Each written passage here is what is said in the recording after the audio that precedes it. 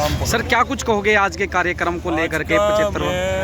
मुझे बड़ा अच्छा लगा कि प्रशासन ने बड़ा अच्छी व्यवस्था, हालांकि बहुत ठंड थी लेकिन मैं हिम्मत मानता हूँ छोटे छोटे बच्चों ने भी, मैं देख रहा था कुछ बच्चियों ने तो वूलन भी नहीं डाल रखा था, लेकिन जोश और उत्साह इतना था कि आज मुझे लगता है कि हिंदुस्तान का प्रत्येक बच्चा हो बड़ा हो आज बड़े उत्साह से गणतंत्र दिवस गिंदरी के अंदर मना।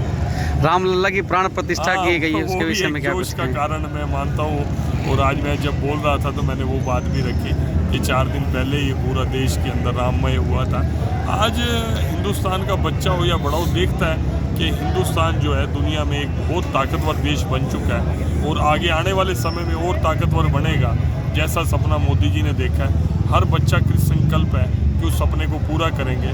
2047 तक हिंदुस्तान एक विकसित राष्ट्र के रूप में पूरी दुनिया में सबसे ताकतवर देश होगा। लोकसभा चुनाव हैं अगले महीने में, क्या कुछ कहोगे, क्या कुछ तैयारियां हैं भारतीय जनता पार्टी? मैं समझता हूँ भारतीय जनता पार्टी का कार्यकर्ता हमेशा ही तैयार रहता है, चुनाव के बाद लगातार चुनाव के मोड में ही रहता है। और मैं समझता हूँ कि इस समय लोगों को जो एक विश्वास बना है, जो पहले की सरकारें कभी रही कांग्रेस की आज़ादी के 70 साल के बाद तक, लेकिन मोदी जी की सरकार की बात ही कुछ हो रहा है, ऐसा लोग मानते हैं। आपने संसद में आवाज़ उठाई थी 60 किलोमीटर के दायरे में टोल टैक्स नहीं होगा, लेकिन अभी तक नहीं हटा है जी टोल टैक्स। उसमें जो 60 किलोमीटर का क्राइटेरिया बना नेशनल हाईवे पे, जो मूर्थल वाला टोल है और जो बस्ताड़े वाला टोल है, जो जवाब आया मंत्रालय की तरफ से उन्होंने उसको किया।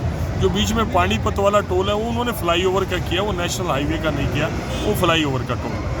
करनाल से वाया इंद्री से होते हुए रेल लाइन बिछाई जानी थी, वो भी ठंडे बस्ते में पड़ी है सर? ठंडे बस्ते में नहीं है, वो बिल्कुल फाइनल स्टेज के ऊपर है और वो बिछनी है, वो भी बिछनी है। और दिल्ली से जो करनाल तक आनी है रैपिड ट्रेन है, वो भी फाइनल स्टेज पे है। काफ़ी प्रोजेक्ट्स हैं और काफ़ी नेशनल हाईवेज के साथ करनाल और करनाल लोकसभा क्षेत्र के अंदर पानीपत है, वो जुड़ा ही है। करनाल में सर एक हवाई पट्टी का निर्माण होना था, एयरपोर्ट बनना था, वो भी अभी एयरपोर्ट का तो पहले दिन से ही आपने जब भी पूछा मैंने आपको कहा कि उसके लिए जो जितनी जगह चाहिए उतनी जगह वहाँ पर अवेलेबल नहीं है, तो कम जगह में हवाई पट्टी का निर्माण बिना जगह के तो हो नहीं सकता। एक यमुना क्षेत्र में सर माइनिंग की खाने हैं, खास करके इंद्री क्षेत्र में, गुमथड़ा क्षेत्र में सड़क बहुत खस्ता हालत है। बात करें गड़ी बीरबल से लेकर के यमुनानगर जो मार्ग है, कई बार आवाज़ भी उठा चुके हैं, लेकिन अभी तक उस पर कोई ध्यान नहीं दिया गया।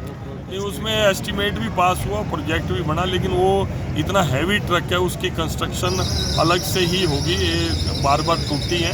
और मैंने तो विद इन सिटी भी जब निकले आपने ही आवाज़ उठाई थी, मैंने तब भी रुकवाई थी कि काफ़ी सड़कें उससे टूटी हैं। एक शेरगढ़ टापू से सड़क गई है सर, यूपी को जोड़ती है मार्ग है, वो भी अप्रूव्ड है, मैंने उसकी उठाई क्योंकि हमारा वो क्षेत्र बिल्कुल अब कनेक्टेड हो गया यूपी से उस क्षेत्र के अंदर, और यूपी की तरफ सड़क अच्छी स्थिति में हमारा ये वाला है। ये भी मैंने खुद बात करी थी चीफ इंजीनियर से, वो भी सड़क होके जल्दी बने। एक सर इंद्री का जो हॉस्पिटल है काफ़ी करोड़ों रुपए इसकी लागत से बनाया गया है, लेकिन अल्ट्रासाउंड की कोई मशीन नहीं है वहाँ पर, लोगों को बाहर जाना पड़ता है अपना इलाज कराने। बोल भी देता हूँ अगर कोई डॉक्टर यहाँ उपलब्ध है तो अपने उससे MP-लेट से अल्ट्रासाउंड की मशीन की रिक्वायरमेंट बना के आज ही उनको करूँ।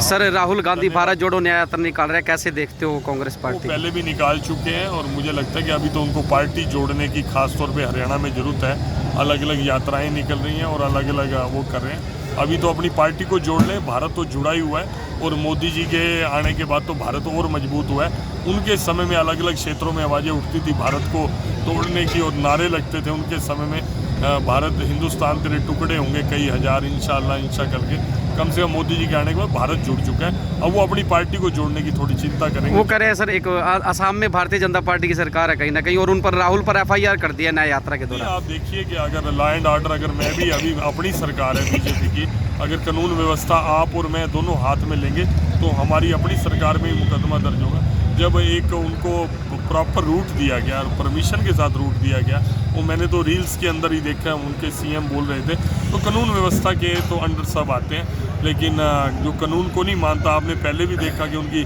सदस्यता भंग भी हुई। आगे वो बार बार जानबूझकर एक मीडिया की अटेंशन पाने के लिए, मैं चाहता हूँ कि कुछ रचनात्मक काम करने चाहिए जिससे हिंदुस्तान की छवि और ज़्यादा मजबूत हो। वो इस तरह के काम करते हैं जिसमें बार बार हिंदुस्तान की छवि को नुकसान पहुँचता है। धन्यवाद।